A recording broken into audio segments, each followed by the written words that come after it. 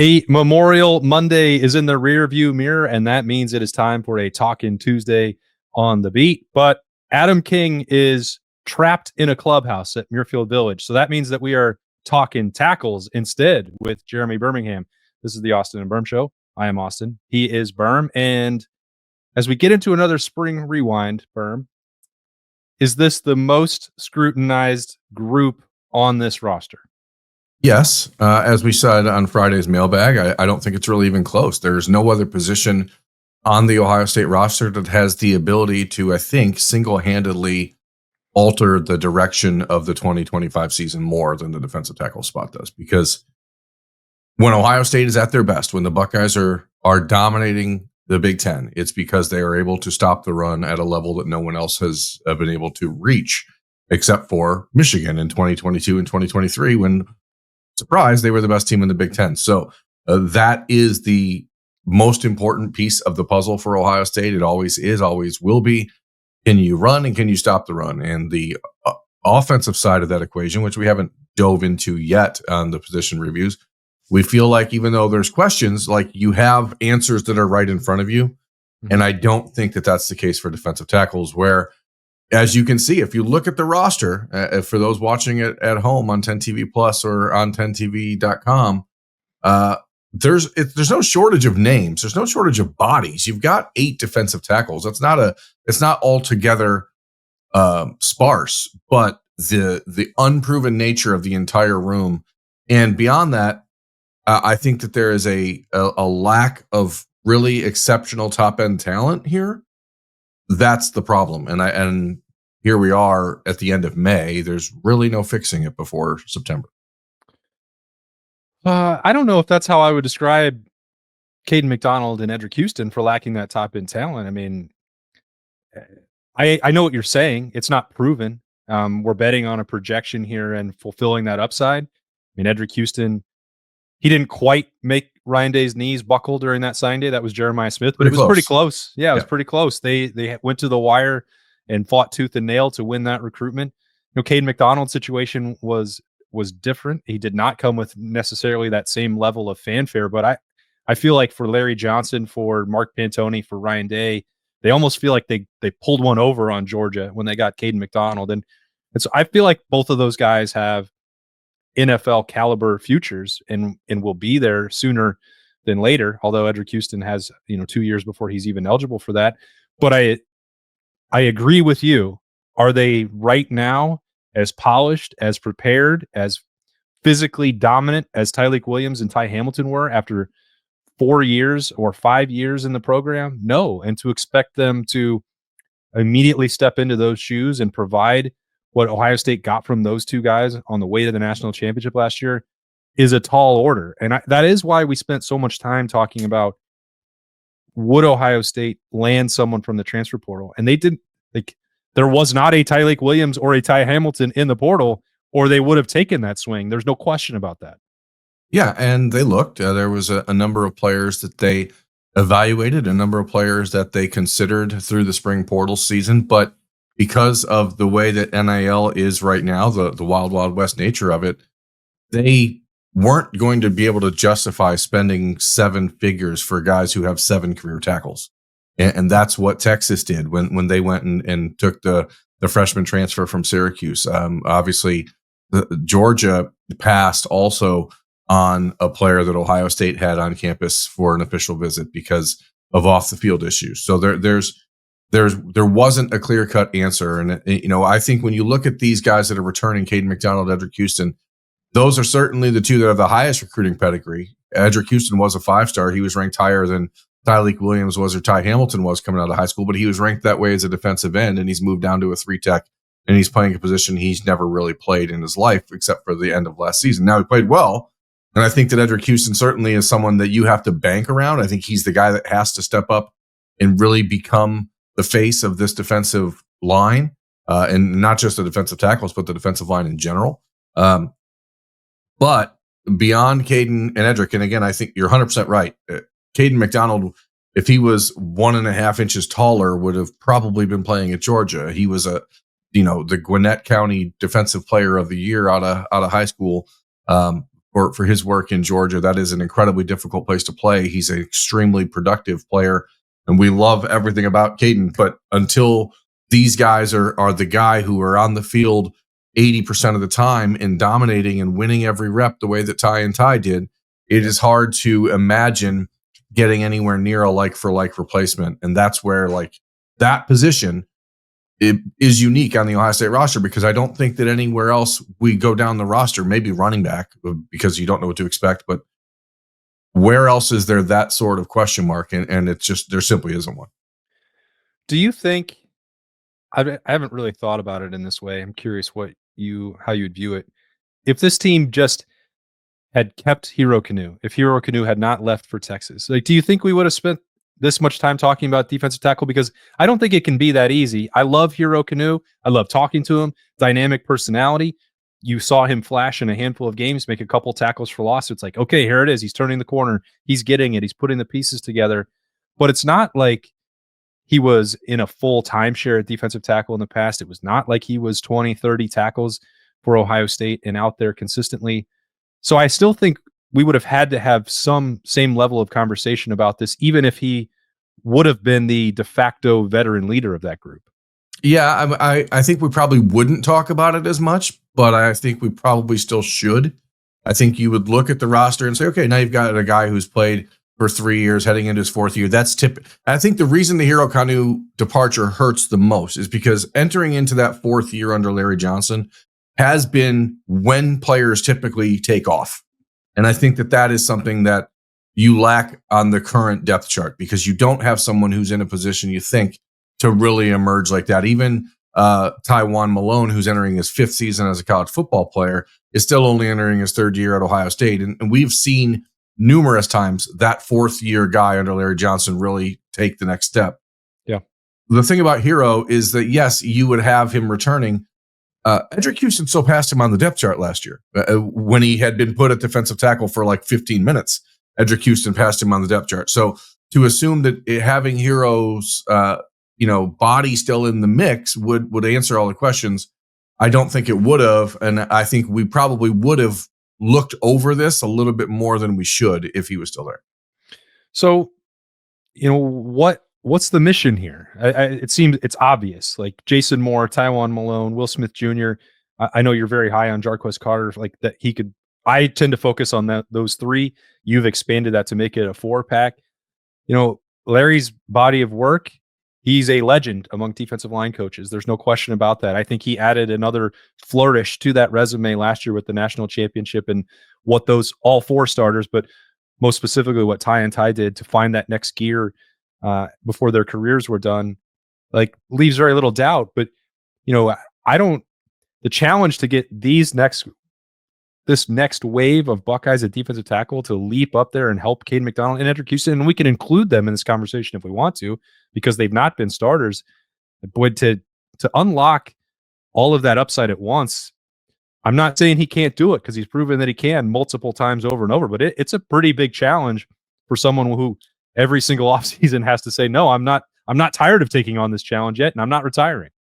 Yeah, we've talked about it in previous iterations of this show, but I think that the 2024 season, even though it didn't turn out to be drama-free or stress-free for the defensive line, should have been Larry Johnson's easiest coaching job in his career, when you have 4 returning starters and 4 multi-year starters. And then I think this year is shaping up to be the hardest coaching job of his career. And Ohio State, what makes Larry Johnson special is the way that he connects with his players, the loyalty piece that, like, they love the guy. They will go to bat for him until the ends of the earth, and Larry will do the same for his players, which is why you see so many players later in their career step up and emerge. And because now, they're 23-year-old grown-ass men who are like playing against 18 and 19-year-olds, and so you start to win physically in a way that you don't earlier in your career. But now you also just have the true foxhole mentality, the true bunker mentality that Larry Johnson has been able to get out of his room. And I think that at times that can be to Ohio State's detriment.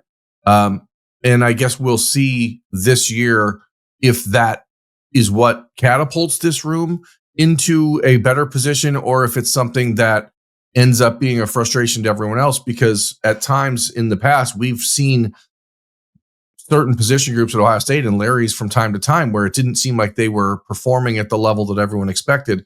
And rather than accountability for, hey, we need to improve, there seemed to be some pushback / excuse making throughout the years. And again, the end results speak for themselves. I mean, you're talking about the most legendary defensive line coach in the history of college football, maybe the most acclaimed position coach in the history of college football for a guy that's stayed at one spot.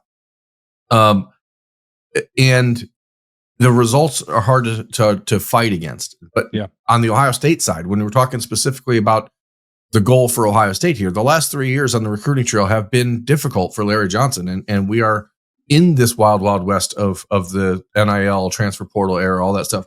Larry's guys are certainly not transferring at high rates of departure, which is a testament to him.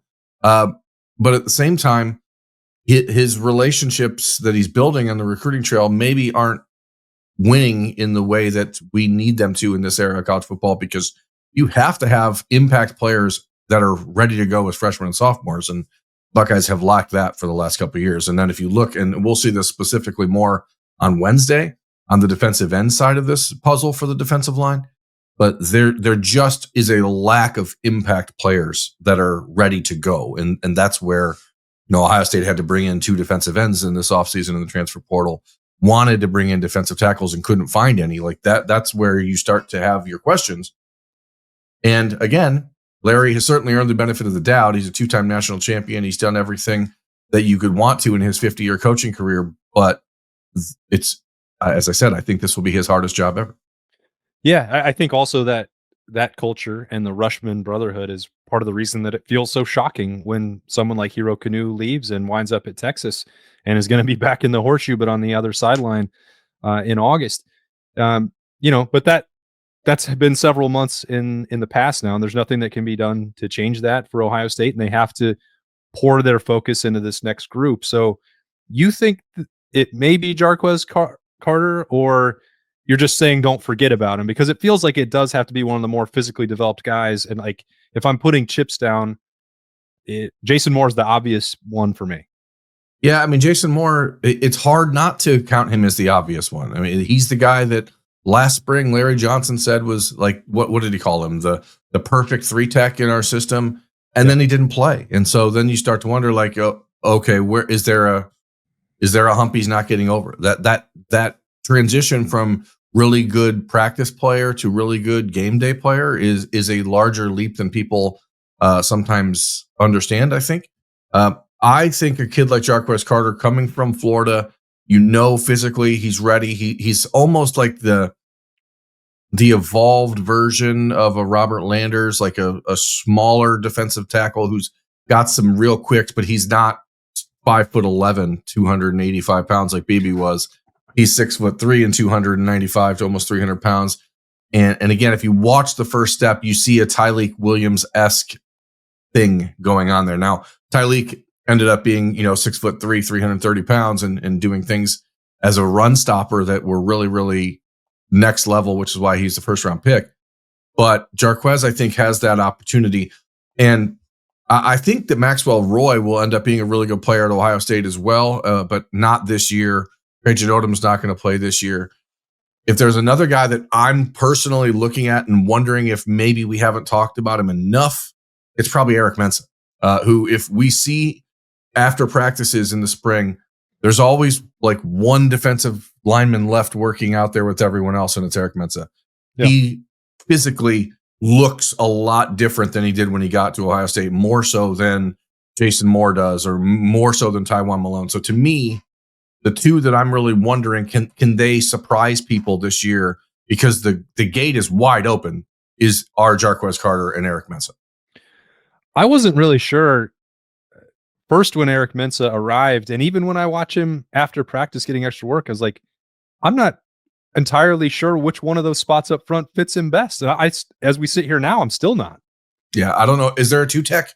Is there a 2-tech out there? Something between the 1 and the 3? Because he certainly doesn't look like your traditional Ohio State 3-tech, and he doesn't have the frame and just overall girth of a traditional college football 1-tech. He's not that 350-pound one tech that like Texas and other schools around the country are using a lot of, or Georgia is. So it's interesting. I think that those guys all have an opportunity, and the fan favorite I think would be Will Smith, of course, as the Buckeye legacy and a local kid from Dublin. So like there's so much reason if you look down this roster, like, oh, I want this guy to be the guy. Tywan Malone, like Ohio State recruited him as a high school player out of New Jersey.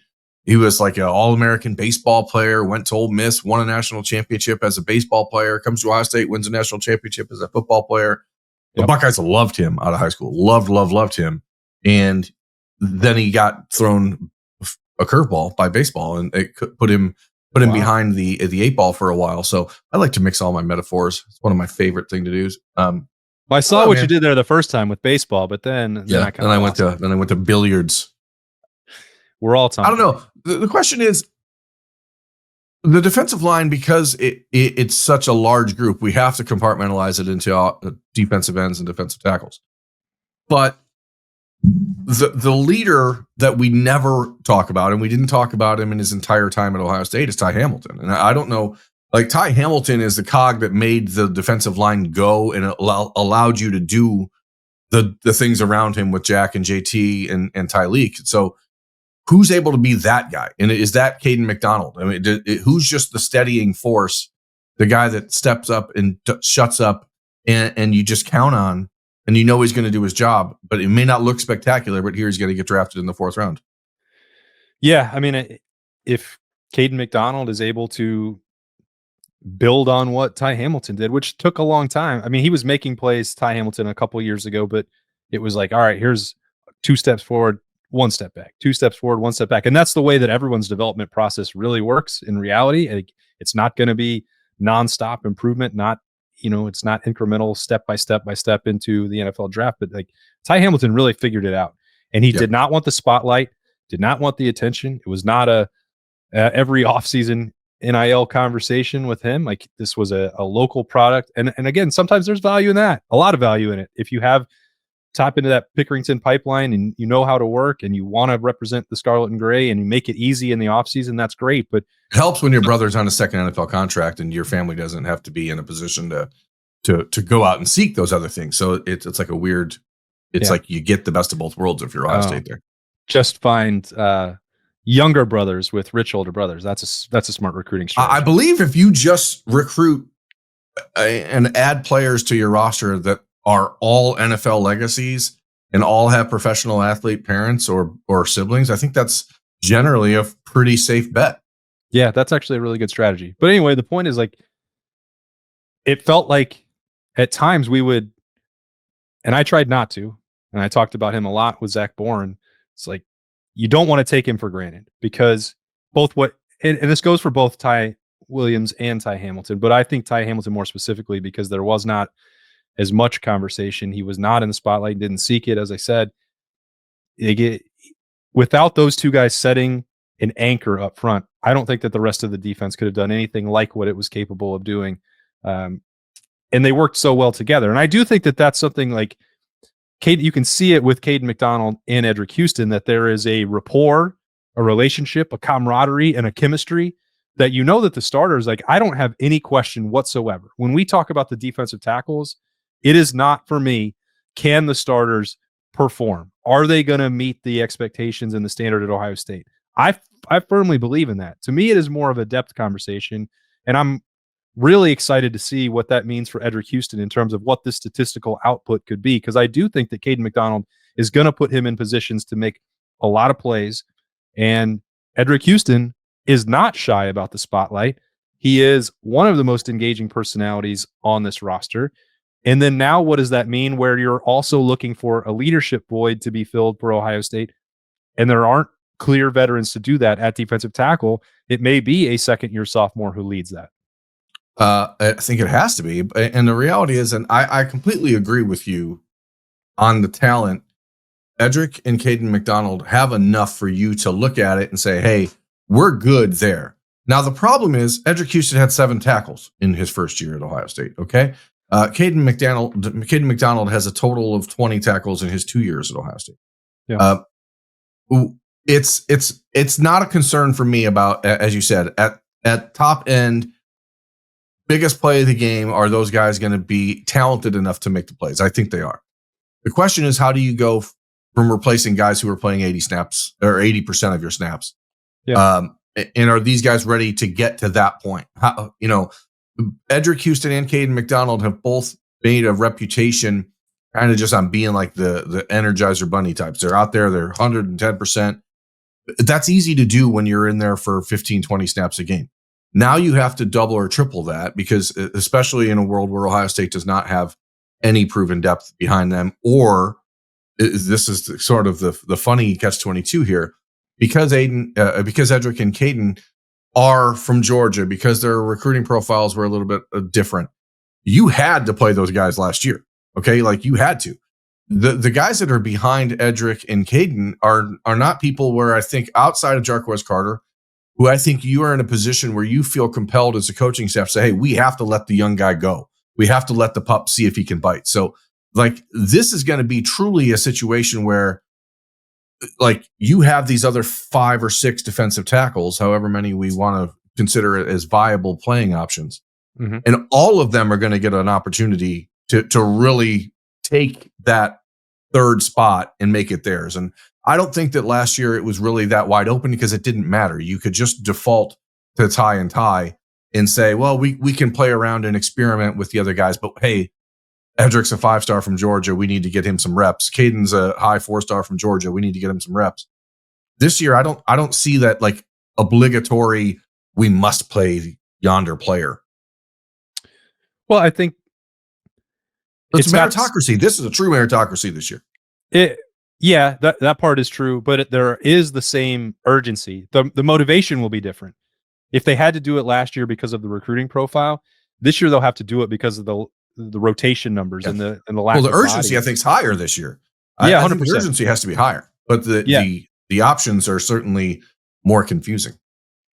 True, absolutely, because you can't say, well, we have to manage this. It's a 16-game season. You can't suddenly default to the position of, well, Caden McDonald and Edric Houston are the best defensive tackles. They're going to play 700 snaps. That is not sustainable. The games at the end of the season are the most important.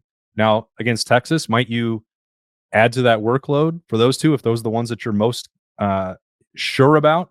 Probably, because you play Grambling in Ohio after that. So you may not need to. You can give them. Don't sleep on them Bobbies.